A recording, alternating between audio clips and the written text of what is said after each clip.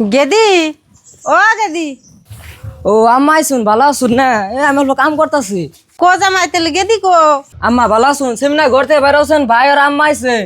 ও মা আইস আর ভাই আইস ভালো আছ? হ্যাঁ ভালো আছি, তোরা কেমন আছ? হ ভালো আছি। আর ঈদের মধ্যে মারে নিয়ে আইলি না কে?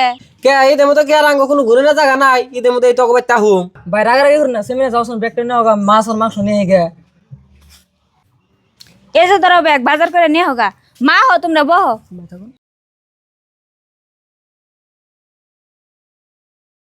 গেদি তেলে তো সংসারের খবর টবর ক কেমনে কি করে চলতাছ?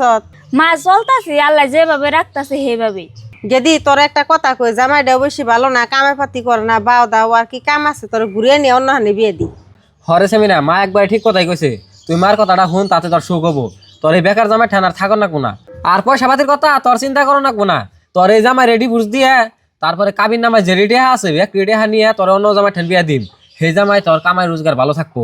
এই জামাই ঠান যেমনি করে টানাটানি করে চলস অমনি করে চলন না কোনা, সুখে সংসার করা হাবি বুঝছ। আর তাছাড়া তোর যেসব বিয়া হইলো সেসব থেকে তোর এই জামাই আবার দেখবার মন ধরে না। আর তুই বোন ভাবতেছ যে ডিভোর্স কেমনি করে করবি, ওই চিন্তাও তোর কর না কোনা। তোর এই ভাই যতদিন বাঁচা আছে তোর সব সমস্যা আমি সমাধান করুম। ডিভোর্সের কথা সব চিন্তা করে একবার উকিল টুকিল মিলিয়ে ছেড়ে দিছি বুঝছ।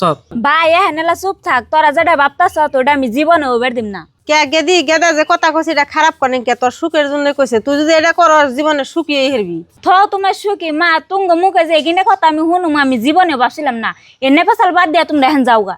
আর মা একটা কথা শুনো, তুঙ্গ নাকাল মাও ভাই যার ঘরে আছে হে বাড়ির মেয়েরা কোনোদিনও সুখী হবো না। মা যাই গে, তোমার মেয়েরে যতই ভালো বুদ্ধি দেও ও তুই শুনবো না। আর একটা কথা, এই ব্যক্তি কোনো আজকে যামু আর তোমার মেয়ের ব্যক্তি জীবনে একটা পাড়াও দেখারবা না। ওই ছেলে চুপ থাক, তুই তোর বউরে কিরকম আদর করো সেটা কি আমি জানি না? মা নসে যাই এনে থাইকা অন্য বেহাক বেহাক কথা শুনুম নিহি। ভাই আনারা জানগা কে সেমনা কি কইছে? কিছু না হো ঘরে হওয়ার কি নিয়ে আইসো দেও। মা শুনেছি